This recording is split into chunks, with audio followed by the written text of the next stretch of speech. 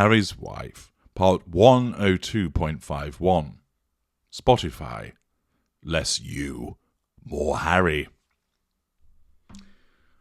Hello, I'm H.G. Tudor.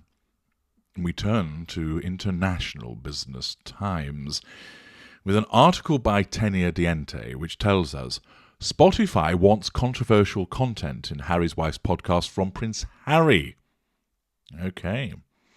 Spotify bosses are reportedly looking for ways to get Prince Harry involved in Harry's Wife's podcast because they feel that he could attract more money with his input about his royal family. Yes. How about that for a burn?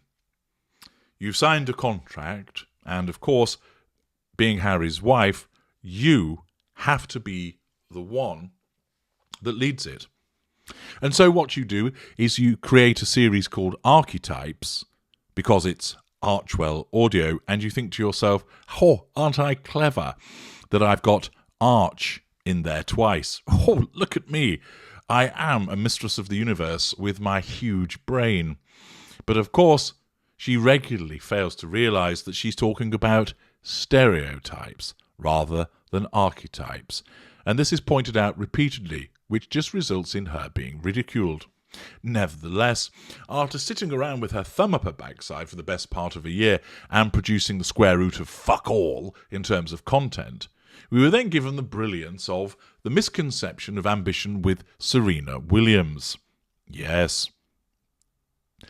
Bringing in a supposed friend, talking at her for a long time and occasionally getting her to throw in a few remarks, including the fact that she wasn't aware of the fact that there was a purported fire that took place at the nursery in South Africa.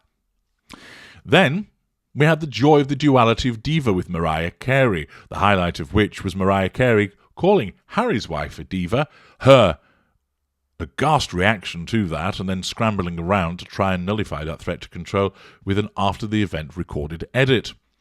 There was then the stigma of the singleton with Mindy Kaling, which sounds about as exciting as adding celery to everything that you eat.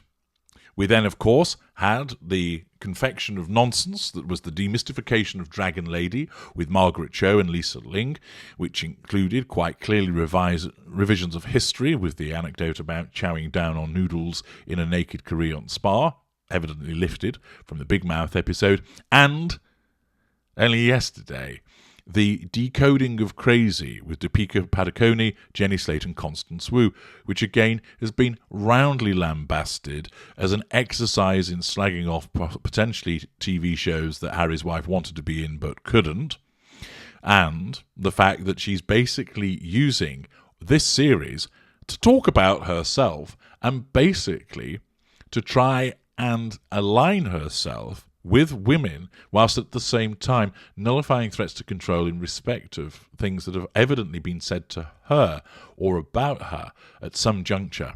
This is just a personal crusade.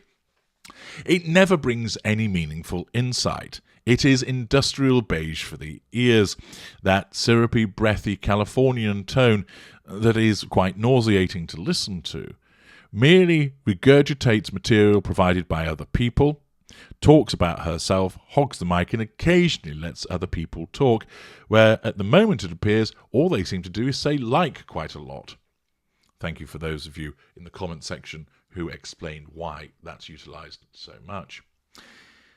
However, Spotify, which is a business, although whoever made the fucking decision to sign her up in the first place has probably been sacked by now, or at least has been placed on the naughty step for an extended period of time, means well, they're looking at it and thinking, we've shelled out fucking millions for this dross. And so far, we've got 5 episodes of such beigeness that we could have painted the interior of 7 hospitals.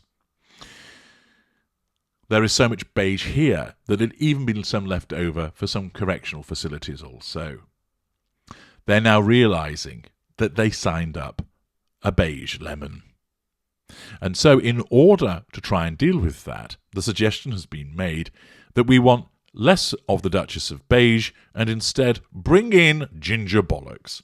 Not because he's particularly exciting himself, but because he may be able to bring some juice about his family. Of course, that's no guarantee, because Harry does seem to be returning to some of his emotional empathy and railing back from the smearing that he has been encouraged to engage in as a consequence of the puppeteering of his wife, and therefore it's no guarantee that he's actually going to provide the juice or spill the tea, as I believe the common parlance is these days, about members of his family. But of course, what does this mean for Harry's wife? Well, basically, it's Spotify simply saying this: you're boring, we need more of your husband. That's a burn right there. That is challenge fuel. Her learning about it itself would wound, but if it's been explained to her, look, in future episodes, which may well have to be revised, re-edited, or I'm assuming they've been recorded, that they're going to say, can we not get more of old Ginger Bollocks involved and get him to talk more about his family? Because, quite frankly, that's going to be more interesting than talking about the misconception of ambition, the duality of diva, the stigma of the singleton, the demystification of the dragon lady, and the decoding of crazy. Undoubtedly, notwithstanding their attempts to massage the statistics, which most people have seen through, Spotify are realising this series is tanking. Of course, suggesting that to Harry's wife will not go down well, even though, of course, he is her husband. The narcissist will not like the fact that you've said, look, we want more of that person rather than you. They may as well have taken a huge steaming dump in her bed. Quite simply, they are suggesting, and it is accurate, you're not interesting, and this threatens her sense of control. Moreover, the fact that they've selected a husband who is in a sustained devaluation and is repeatedly painted black adds salt to the wound. Not only are you not interesting enough, but we're going to select somebody that you have painted black. Of course, facade management may well cause her to say, excellent idea, let's involve him. But she'll still make it about herself. But in secret, she'll take it out on Harry. Don't you be trying to take over my program. You've got to listen to me, right? Give me the information, I'll pass it on. Because it has to be made about her. Of course, we know that he had a cameo appearance with the Serena Williams episode where he popped in to say hello and mentioned that her hair was a great vibe. Sure, those are very much the words of a member of the English aristocracy. We all know where that's come from. But returning to the article, the Duke and Duchess of Sussex signed a multi-million-dollar deal with the streamer to release original content under Archwell Audio in 2020. Well, that's gone fucking wrong already. They have so far only released one programme, the Archetypes podcast, hosted by the Duchess, which is now on its fourth, and as at the time of this video, fifth episode. The first two episodes made headlines after Harry's wife recalled her experiences as a working royal. Her revelations had royal watchers intrigued and critics raising eyebrows. Now, bosses over at Spotify allegedly want more of the same content in future episodes. So much so that they want Prince Harry involved because they feel that he can bring in more listeners. Ouch. The 38-year-old has so far only appeared in the first episode when he popped in for a quick chat with Serena Williams. Speaking on his YouTube channel, royal commentator Neil Sean said that producers want more truth bombs about the couple's royal life in future episodes. He cited a very good source, the very good source, who claimed that Spotify and the production team would like to see more of their money. He explained, and when I say money, what I really mean is we want to see Prince Harry. They're looking now for more involvement from Prince Harry as they believe he really is the money person. So it looks like Harry's going to be providing the money shot, huh? Ugh. Sean claimed that the Duke of Sussex is the one that can get headlines because if he has a thought or say something, perhaps something rather controversial, it will get headlines, and they hope that more people will tune into Spotify. If that's correct, that Mr. Sean says, this is also indicative that basically people are becoming less and less interested in what Harry's wife has to say, other than to take the piss out of it. He can reportedly help Spotify with ratings, clicks, eyeballs. Sean thinks that if the Duchess of Sussex does not bring in Prince Harry to her podcast when contract negotiations come around next time, seriously, they're going to have negotiations rather than saying, fuck this shit, no more money, we're binning it, and we're going to sign up H.G. Tudor.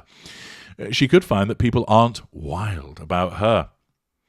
In her first Archetypes podcast episode, Harry's wife lamented the fact that she and Prince Harry had to do one final engagement in South Africa just moments after Archie's nursery caught fire.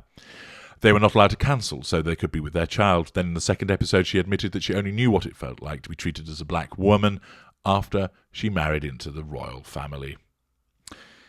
If this information is accurate, this is a major wound and then, dependent on delivery, challenge fuel to Harry's wife to have them basically say, "Your podcast is boring. We need more of your husband."